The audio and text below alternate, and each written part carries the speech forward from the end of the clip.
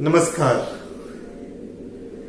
आज की इस कड़ी में मैं आपके लिए एक बहुत ही रोचक संख्या लेकर आया हूं और एक ऐसी संख्या लेकर आया हूं जिसके बारे में आपने कभी कल्पना नहीं की होगी। एक ऐसी संख्या जिसके कुछ अंक धनात्मक होंगे और कुछ अंक ऋणात्मक, कुछ अंक पॉजिटिव होंगे और कुछ नेगेटिव।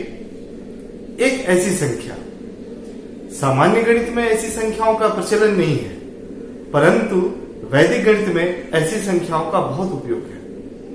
और आप देखेंगे कि ऐसी संख्याएं आपके कैलकुलेशन को कितना फास्ट बना देती है, कितना सरल बना देती है। तो हम समझते हैं कि ऐसी संख्याएं क्या है और उसे हम कैसे प्राप्त कर सकते हैं। उसके पश्चात हम उसका उपयोग कैसे करेंगे, इस पर चर्चा करेंगे। सामान्यतया 10 जोड़ 1 10 प्लस 1 जब ऐसा लिखते हैं तो हम क्या लिखते हैं? ये 10 है, इसका बेस लिखते हैं 2.5 अंक और इस 0 को 1 रिप्लेस कर देता है और इस प्रकार से ये 11 का निर्माण होता है। 10 प्लस 2 उसी प्रकार से इस 0 को 2 रिप्लेस कर देता है, उसके स्थान पर 2 आ जाता है। 10 प्लस 3 वैसा ही लिखेंगे।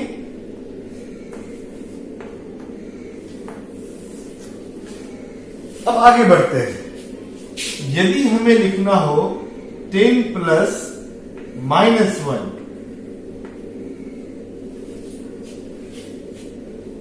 10 माइनस 1 हम उसको इस प्रकार से लिख सकते हैं 10 प्लस -1। तो क्या हम इस प्रकार की कोई संख्या प्राप्त कर सकते हैं? या माइनस का साइन है, इसे मैं ऊपर लिखता हूं।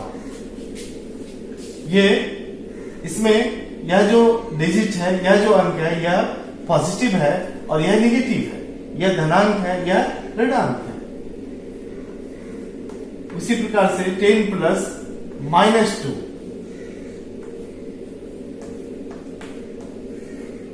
इस प्रकार से लिख सकते हैं। 10 प्लस -3 इसको इस प्रकार से लिख सकते हैं। 100 प्लस -4 इसको इस प्रकार से लिख सकते हैं।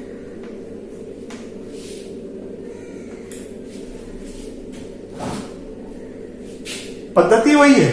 जिस प्रकार से संख्या लिखने का हम प्रयास करते हैं या लिखते हैं, जिस प्रकार से हम संख्या का निर्माण करते हैं ऐड करते हुए, पद्धति वही है। 10 प्लस -1 हमने ऐसी संख्या बनाई। इकाई के स्थान पर जो अंक है वह ऋणांक है, इसमें भी इकाई के स्थान पर जो अंक है वह ऋणांक है, इसमें भी इकाई के स्थान पर जो अंक है वह ऋणांक है, इसमें भी इकाई के स्थान पर जो अंक है वह ऋणांक है। तो क्या हम इस प्रकार की संख्या लिख सकते हैं? इस प्रकार की संख्या का उपयोग कर सकते हैं? आपके मन में यह प्रश्न उठता होगा। तो हम निश्चित रूप से इस प्रकार की संख्या का हम प्रयोग कर सकते हैं और वैदिक गणित में इसका प्रयोग करते हैं। तो प्रयोग से पहले हम यह समझे कि यह संख्या क्या है और इसका निर्माण कैसे कर सकते हैं।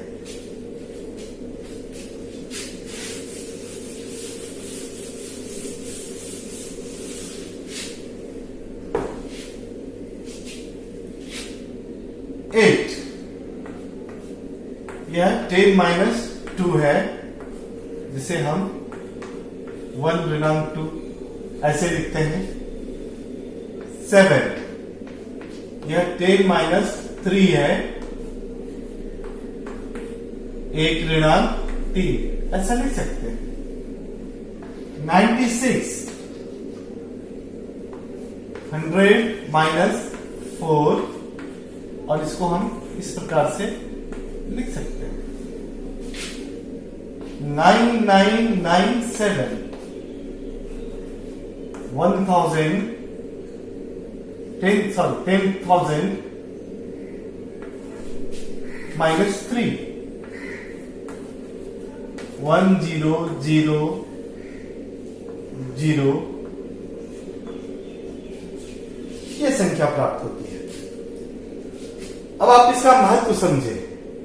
यदि हमें 8 से मल्टीप्लाई करना हो तो हम इस ऋणांक संख्या की सहायता ले सकते हैं। यदि हमें 7 से मल्टीप्लाई करना हो, 7 ऐड करना हो, तो हम उसके स्थान पर हम इसका उपयोग कर सकते हैं। 96 मल्टीप्लाई करना हो, इस छोटे अंकों वाली संख्या का उपयोग कर सकते हैं। किसी संख्या में 9997 ऐड करना हो या मल्टीप्लाई करना हो, तो आप देख सकते हैं कि उसके स्थान पर कितनी छोटी संख्या बन गई है, कितने छोटे अंकों की संख्या बन गई। क्षमा करें, छोटी संख्या में छोटे अंकों की संख्या बन गई है। अब इस संख्या की तुलना में इस संख्या से कैलकुलेशन करना बहुत ही सरल है, बहुत ही आसान है, बहुत ही सरल है, बहुत ही आसान है। इसलिए वैदिक मैथमेटिक्स में कैलकुलेशन जब हम करते हैं तो बड़े अंकों को विनिकुलम या ऋणांक के रूप में परिवर्तित करते हैं, ताकि हमारा कैलकुलेशन सरल हो जाए, सुगम हो जाए और गलती होने की संभावना भी कम हो जाए। तो आइए हम देखें कि बड़े अंकों की संख्याओं को कैसे हम छोटे अंकों की संख्याओं में परिवर्तित कर सकते हैं।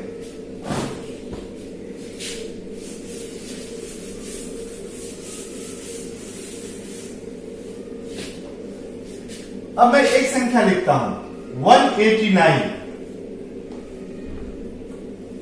मानिए 189 से मल्टीप्लाई करना हो, 189 ऐड करना हो, 189 सब्ट्रैक्ट करना हो, तो ये बड़े बड़े अंक हैं और इसको घटाने में या इससे मल्टीप्लाई करने में काफी समय भी लगता है और मन में गलती होने की संभावना भी अधिक रहती है। लेकिन जब इसे हम ऋणांक में बदलते हैं तो ऋणांक में बदलने का सूत्र वही है, मैंने पहले भी एक सूत्र की चर्चा की थी, निखिलम नवतः चरमम दस्तः, सबको 9 में से और अंतिम को 10 में से घटाना।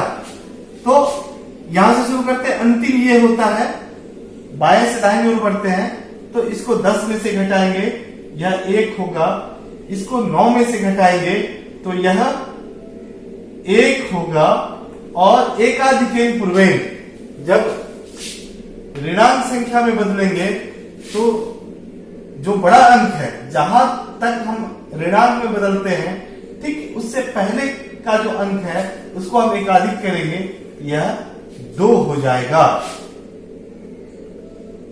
समझिए, सबको 9 में से और अंतिम को 10 में से घटाना, तो 9 को 10 में से घटाएंगे 1 आएगा, 8 को 9 में से घटाएंगे 1 आएगा, और चूंकि इसके पूर्व की संख्या को ऋणांक में बदलने की जरूरत नहीं है इस अंक को, अतः इसको एकाधिक करते हैं, इसे 1 अधिक करते हैं तो 1 का एकाधिक 2 हो जाएगा। अब हम एक दूसरी संख्या लेते हैं,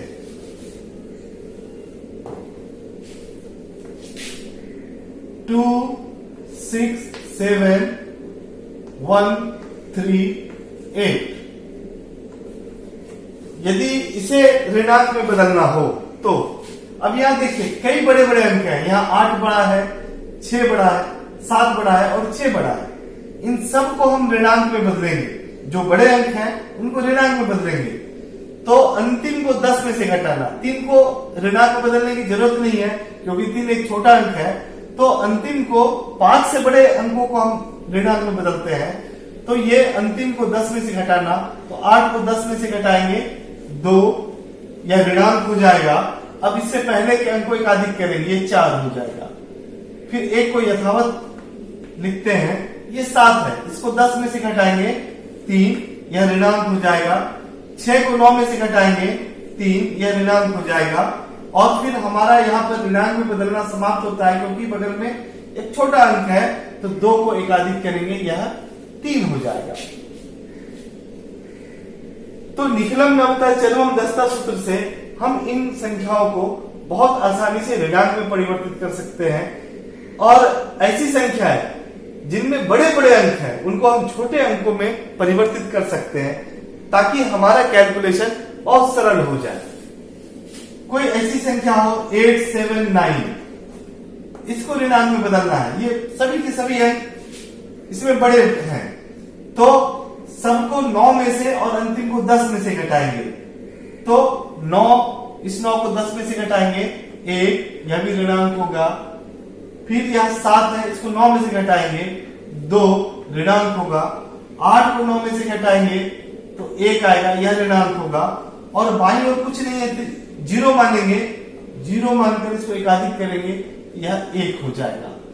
आप देख रहे हैं ये 879 है, उसके स्थान पर जो संख्या हमें प्राप्त हो रही है यह 1 ऋणांक, 2 ऋणांक, 1 ऋणांक, ये इस प्रकार की संख्या हमें प्राप्त हो रही है। तो आप कल्पना कीजिए इस संख्या से कैलकुलेशन करना सरल होगा या इस संख्या से, इसमें बड़े बड़े पहाड़े पढ़ने पड़ेंगे, बड़ा बड़ा कैलकुलेशन हो जाएगा। खास करके गुणा करना हो तो हम समझ सकते हैं कि कोई भी व्यक्ति इसकी तुलना में इस संख्या से गुणा करना ज्यादा पसंद करेगा। और फिर इसको हम वापस धनात्मक में भी बदल सकते हैं उसी सूत्र से, निखिलम नवता चरमम दस्ता। अंत में क्या हो जाएगा, यहां पहले जब हम ऋणांक में बदलते हैं तो एकाधिक करते हैं, और जब हम धनांक में बदलते हैं तो उसको एक न्यून करते हैं। यदि इसी को वापस बदलना है तो सबको 9 में से और अंतिम को 10 में से घटाना। तो अंत से शुरू करते हैं, 1 को 10 में से घटाएंगे, यह 9 होगा। 2 को 9 में से घटाएंगे तो 7 होगा। 1 को 8 में से घटाएंगे, 1 को 9 में से घटाएंगे तो 8 होगा, और 1 न्यून करेंगे तो यह 1 न्यून करेंगे तो 1 शून्य हो जाएगा। तो वापस हमें यह संख्या प्राप्त हो जाती है। तो उसी सूत्र से तो हम समझे, जब हम इसको ऋणांक में बदलेंगे और धनांक में बदलेंगे तो क्या परिवर्तन। ऋणांक में बदलने के लिए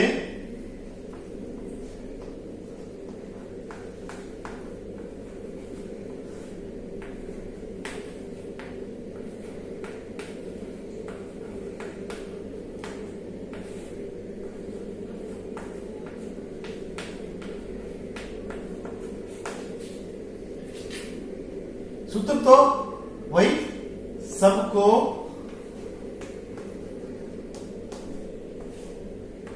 9 में से घटाना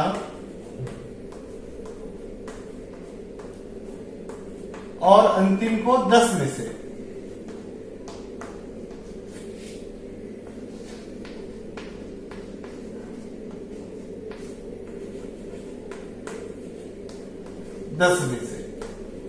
और क्या करेंगे, पहला ये, और दूसरा स्टेप क्या होगा, दूसरा स्टेप हो जाएगा एकाधिकेन पूर्वेन।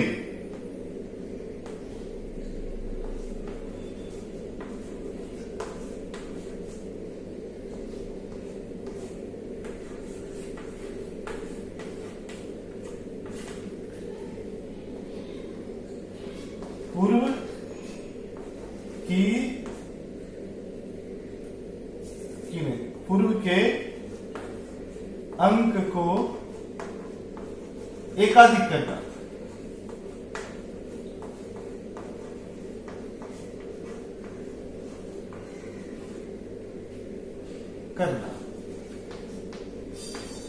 जब हम ऋणांक में बदलेंगे तो सबको 9 में से, जो बड़े बड़े अंक हैं सबको 9 में से, अंतिम को 10 में से घटाते हुए, और जो छोटा अंक होगा उसके ठीक बाईं ओर उसको हम एकाधिक करेंगे। और इसी को जब हम धनांक में बदलेंगे, धनांक में जब हम बदलेंगे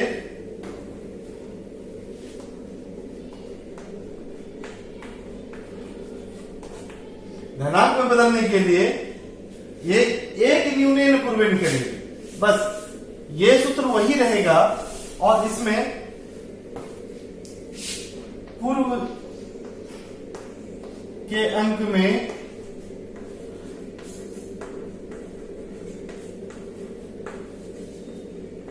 एक घटाना, ये ध्यान में रखेंगे। ऐसा करेंगे, पूर्व के अंक में एक घटाना, यदि ऋणांक को हम धनांक में बदलते हैं तो। अब आइए कुछ उदाहरण से हम ऋणांक को धनांक में बदलेंगे।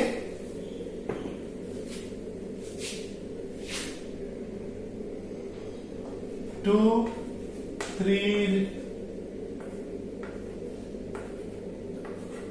यह एक ऋणांक संख्या है इसको धनांक में बदलना हो तो यह अंतिम को 10 में से, शेष को 9 में से घटाना और जो पूर्व का अंक है उसको 1 न्यून करना, अर्थात इसे 10 में से घटाएंगे यह 6 होगा, इसे 9 में से घटाएंगे यह भी 6 होगा, इसे 9 में से घटाएंगे यह भी 6 होगा और इसको हम 1 न्यून करेंगे, यह हो जाएगा 1। तो यह संख्या ये हो जाती है 0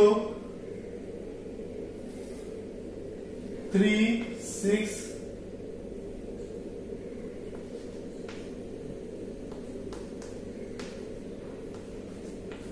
यह एक संख्या है। हम देख रहे हैं इसके बीच में 2 ऋणांक अंक है, इसको हम परिवर्तित करते धनांक में, 3 यथावत आ जाएगा क्योंकि यह धनांक है ही। अब इसको 10 में से घटाएंगे, इसको 9 में से घटाएंगे, इसको 10 में से घटाएंगे यह हो जाएगा 9, इसको 9 में से घटाएंगे यह होगा 7, यह 1 न्यून हो जाएगा 5 और यह 3। तो जो ऋणांक संख्या है उनको हम धनांक में इस प्रकार से परिवर्तित कर सकते हैं। तो आपने देखा कि हम किस प्रकार से धनांक संख्याओं को ऋणांक में बदल सकते हैं और ऋणांक संख्याओं के अंकों को धनांक में बदल सकते हैं। अब आगे अगली कड़ी में हम देखेंगे कि इन संख्याओं का उपयोग कहां और कैसे कर सकते हैं। सबसे पहले हम इसका उपयोग जोड़ घटाव की मिश्रित गणना में करेंगे। धन्यवाद।